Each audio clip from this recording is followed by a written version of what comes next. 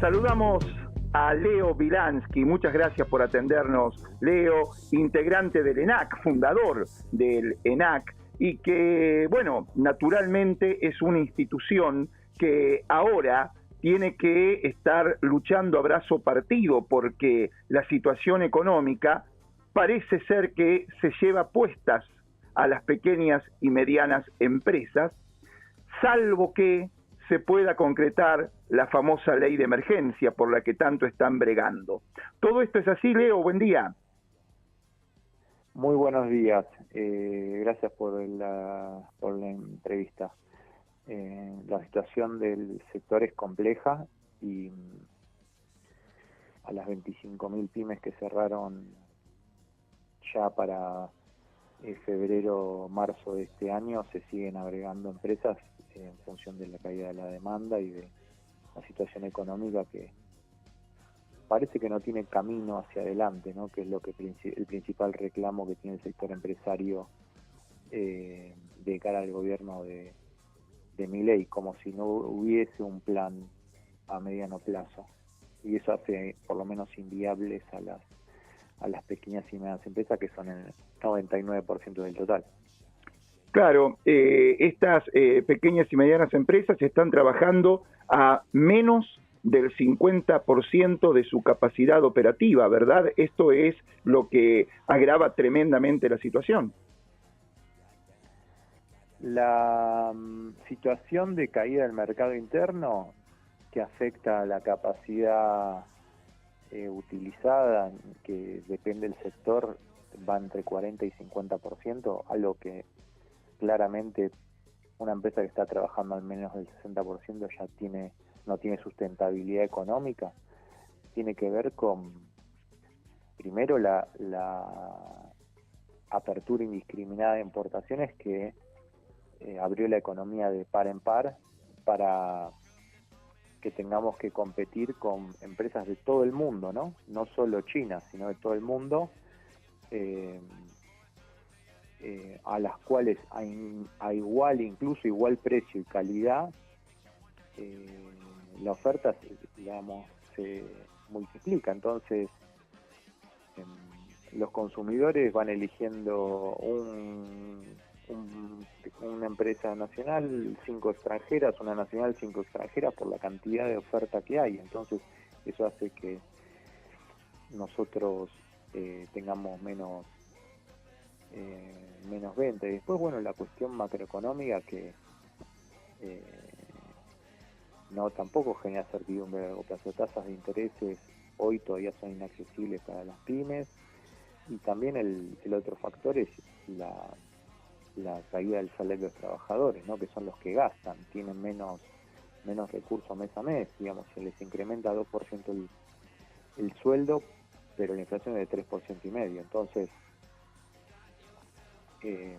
se va perdiendo capacidad de consumo, y los sectores que andan bien en la Argentina son los que no dependen del mercado interno, financiero, claro, exportación, de minería, petróleo, gas y granos. El resto nos encontramos en una economía que parece que no tiene brújula.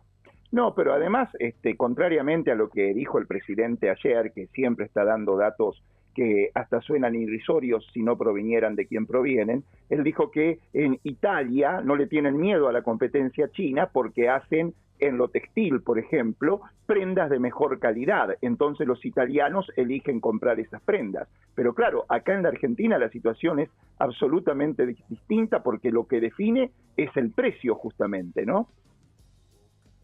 Sí, primero que eso de los italianos es falso.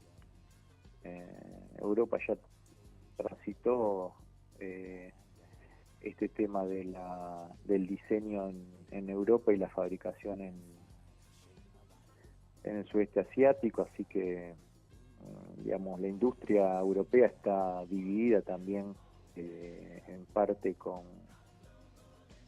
en el sudeste asiático, por lo tanto también tiene una cuestión de pérdida de puestos de trabajo, de calidad, etcétera. Entonces sufren los mismos males que nosotros, a tal punto que le han puesto un impuesto a las importaciones de Shein y Temu, a la microimportación, que estaba invadiendo Europa, y Claro. nosotros todavía eso no lo hicimos. Entonces, lo que está pasando es un Estado, en este caso el presidente Javier Milei y el ministro de Economía Luis Caputo, que quieren modelar una economía que se va a llevar puesto 50.000 empresas, más de 500.000 de trabajadores registrados privados y por lo menos a la mitad de la población en cuanto a su capacidad de desarrollo económico, ¿no? Es un país que no contiene a todos los argentinos, en tanto la Constitución demanda, ¿no? Porque el problema acá es si la Constitución es la que define la Argentina o el presidente. Y estamos viendo que hasta ahora ganó el presidente, ¿no? Y lamentablemente eso va a traer consecuencias, porque las personas pasan, pero las acciones y los daños quedan. Y estamos viendo que los daños que está generando esta política neoliberal van a perdurar, como perduraron las políticas que tomó Mauricio Macri en su momento y que el gobierno de Alberto Fernández no pudo revertir.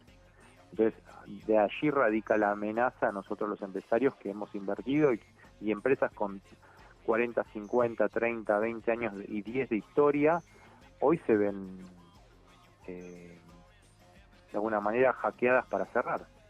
Claro. Es lo que estamos viendo todos los días. ¿Coincidís con ese relevamiento que hizo la Universidad Austral de que casi el 20% de las pymes va a tener que reducir personal y que el 1% probablemente lo haga?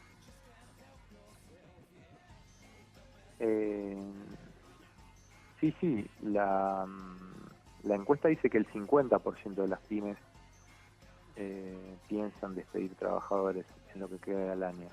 Qué bárbaro. Así que la situación es grave. Por eso la expectativa es de incertidumbre total.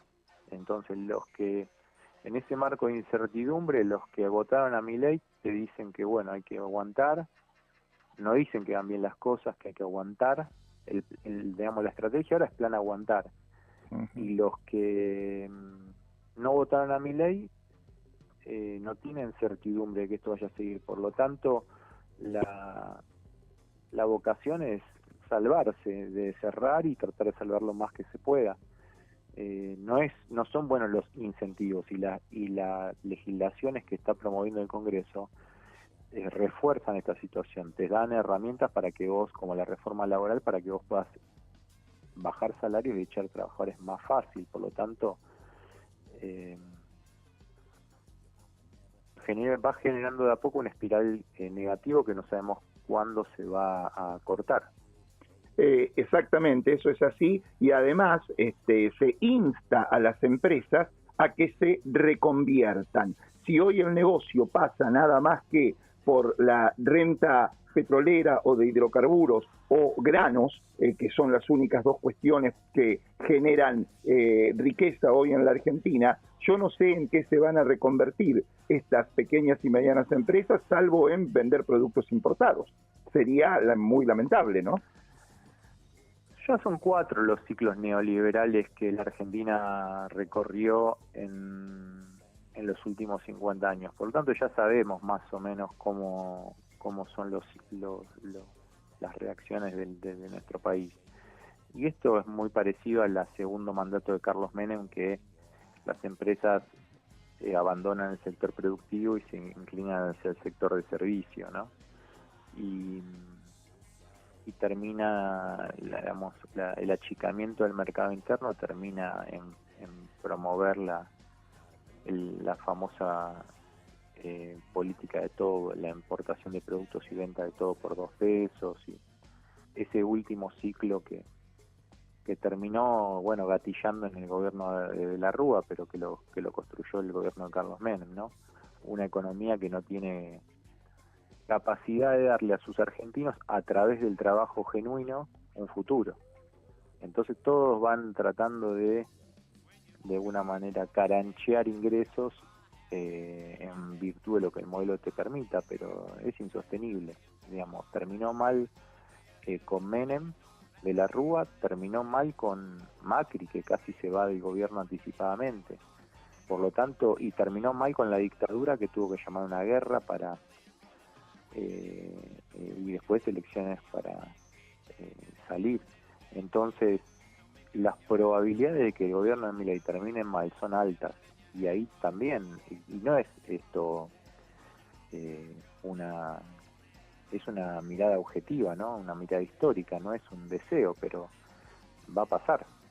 Y ahí radica también el daño que se vuelve a hacer a los argentinos, porque cada ciclo que termina mal, la Argentina termina lastimada, ¿no? Lastimada en lo social, la grieta se profundiza, y también el mundo está competitivo en términos de mercado. Digamos, todos los países le quieren vender a todos los países y nadie le quiere comprar a nadie. Entonces, los países más competitivos, como el sudeste asiático, hoy tienen la ventaja que en los países que estamos tan debilitados como el nuestro son carne de cañón, digamos, son mercados sujetos a invasión. Claro. Y es lo que estamos viendo en este momento. Y fíjate que a Estados Unidos le pasó lo mismo y lo quieren compensar con una guerra, y Argentina no tiene margen para hacer ese tipo de brutalidades. Entonces, parece que el futuro es perder, ¿viste? Estamos hablando con Leo Wilansky, que es empresario, fue vicepresidente y fundador de la Federación Argentina de Jóvenes Empresarios, y también fue secretario adjunto de CAME. Hoy la Cámara de la Mediana Empresa está apoyando las políticas de Milei, está también en ese plan de aguante que nos hablabas hace un ratito. Mirá, la CAME es una entidad que trabajó para que llegue Macri, es una entidad que trabajó para que llegue Milei y lo apoyó durante los 2 años, dándole apoyo a las leyes más brutales como la ley Bases.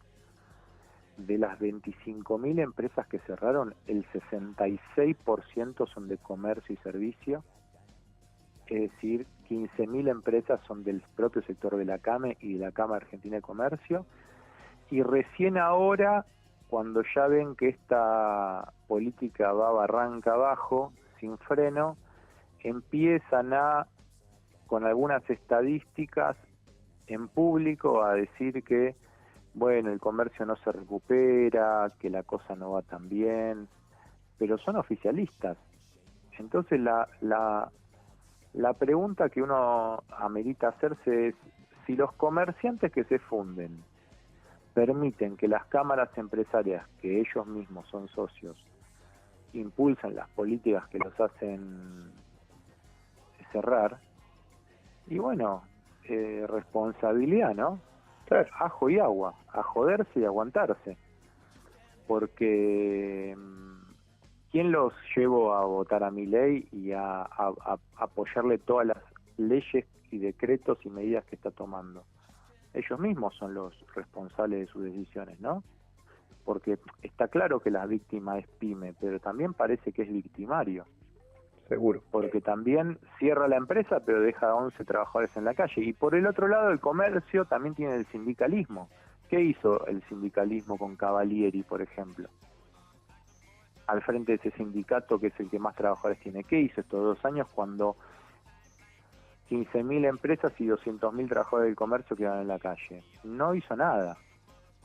Entonces, acá hay una situación donde parece que la política partidaria, hablamos de La Libertad Avanza, tiene una sociedad o una asociación con un sector grande de la dirigencia empresarial y sindical. No es que Milei es malo y el resto son buenos. Me parece que acá que hay una casta que terminó invadiendo La Libertad Avanza y que hoy está gobernando en contra de la nación. Y eso lo grave, porque ya no es una persona, son muchas personas que están garantizando que este modelo siga así. De terror. Ahora, Leo, hace muy poco tiempo, ahora un año y medio, estuviste por China. ¿Están decididos ellos a hacerle la guerra a todos los países capitalistas del mundo y un adversario muy fácil es la Argentina? ¿En eso están trabajando? ¿Cómo viste aquel panorama? China no piensa en términos de guerra.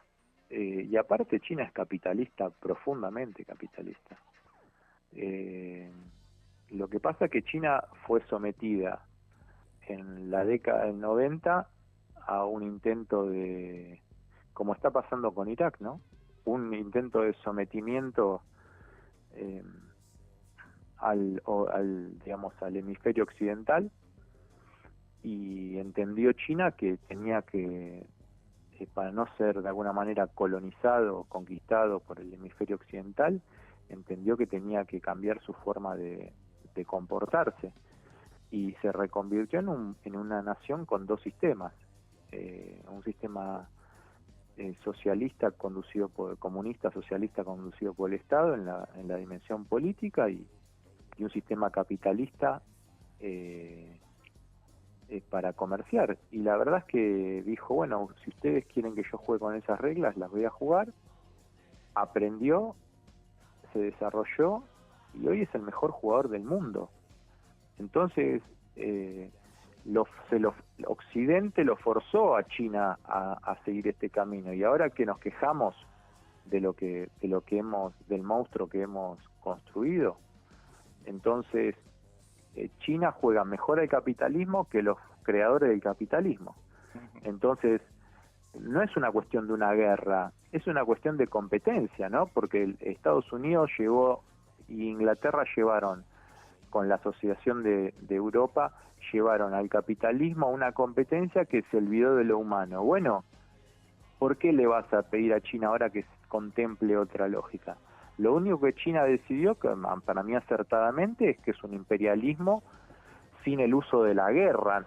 Entonces, es mucho más respetable que el imperialismo que está teniendo Estados Unidos y Europa, que a todos los lugares donde pierden le quieren clavar una guerra. Primero Rusia, ahora Irán. Mañana, si pierden contra nosotros, nos van a plantar una guerra. Entonces, por lo menos China no te plantea un ejercicio de guerra total. Ahora en el resto te está ganando, y le está ganando a Estados Unidos. Ese es el problema, y a Europa también. Evidentemente. Por último, Leo, están reclamando desde hace tiempo una ley de emergencia y para las pequeñas y medianas empresas, y eso se traduce en que no les embarguen más las cuentas por falta de pago de impuestos, y que no le corten la luz y el gas, que es lo que está sucediendo, porque justamente no pueden hacer frente a semejantes números que significan eso que les están cobrando. No solo eso, sino que se activen moratorias, elementos paliativos en principio, pero lo más importante de la ley de emergencia PYME que está impulsando la Asociación de Empresarios Nacionales con su presidente Diego Ojeda en el Congreso no tiene que ver con el contenido de la ley, sino con la ley en sí misma. El Congreso votó las leyes que nos llevaron a destruir 25.000 pymes. Entonces, que el Congreso vote una ley que diga emergencia PYME es el primer paso para recapacitar que lo que se hizo no obtuvo buenos resultados, sino todo lo contrario, tuvo malos resultados. Entonces es el primer paso para empezar a revertir las legislaciones que nos están fundiendo, como el RIGI, por ejemplo, claro. Como la ley bases, como la reforma laboral, etcétera. Entonces, es un hecho absolutamente simbólico y político lo que está haciendo ENAC, que si se logra, por lo menos va a ser el punto de quiebre de la política del gobierno de Javier Milei. En tanto los legisladores lo quieren así. Hoy por hoy hay un grupo todavía minoritario de senadores y diputados que están apoyando la ley de emergencia PYME, pero el trabajo es titánico que está haciendo ENAC para que se visibilice en la opinión pública y en la política, ¿no? Seguramente, y obviamente para que a todos nos vaya un poco mejor, es imprescindible que ese proyecto de ley prospere. Leo Wilansky, integrante del ENAC, entidad a la quien creó, y sobre todo trabajador, empresario. Que tengas un feliz día mañana y muchas gracias por la entrevista. A ustedes también, feliz 1 de mayo. Abrazo.